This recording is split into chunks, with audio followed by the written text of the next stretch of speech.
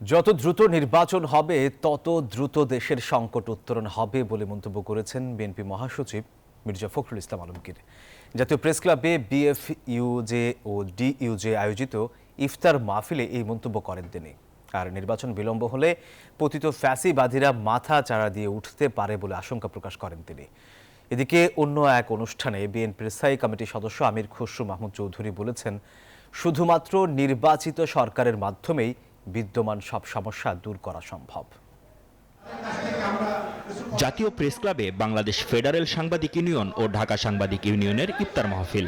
এতে বিএফইউজে মহাসচিব কাদের গনি চৌধুরী সহ সাংবাদিক নেতারা বক্তব্য রাখেন।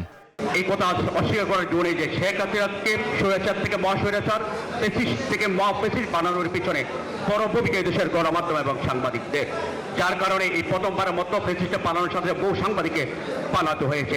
আমরা বড় ক্ষতি জাতির কিন্তু করে ফেলেছি আমাদের দালাল সাংবাদিকরা। এখান থেকে শিক্ষা নিয়ে আমরা সত্যটা লিখব, বস্তুনিষ্ঠ লিখব, অপসাংবাদিকতা, হলুদ সাংবাদিকতা এবং তথ্য সন্ত্রাস থেকে বিরত থাকবে।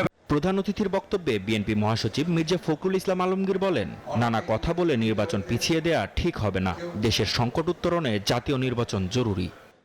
যত দ্রুত নির্বাচন হবে, যত দ্রুত জনগণের নির্বাচিত প্রতিনিধিরা পার্লামেন্টে আসবেন, পার্লামেন্টে এসে তারা একদিকে দেশ পরিচালনা করবেন, অন্যদিকে তার অন্য যে পার্টি সংস্কারগুলো রয়েছে যেটা অত্যন্ত প্রয়োজনীয় এবং যেটা করা প্রয়োজন সেটা আমরা সবাই মিলে একসাথে করতে পারবো।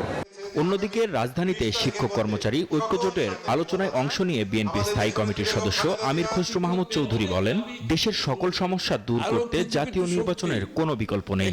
এজন্য অবিলম্বে নির্বাচন দিতে সরকারের প্রতি আহ্বান জানান তিনি।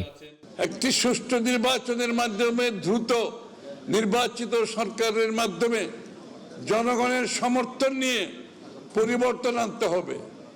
শুধু পুলিশ আর সরকারি কর্মকর্তারা কোনো পরিবর্তন আনতে পারবে না। এই জন্য একটা নির্বাচিত সরকারের সমর্থন, রাজনৈতিক ওয়েট, রাজনৈতিক মোবিলাইজেশন প্রয়োজন আছে। আমির খসরু বলেন, পতিত স্বৈরাচারের সাথে আরও কিছু শক্তি এখনো সুযোগ নেয়ার চেষ্টা করছে। তাদেরকে সুযোগ না দিতে সবাইকে সতর্ক থাকার আহ্বান জানান তিনি। মাহমুদ হাসান, নিউজ 24, ঢাকা।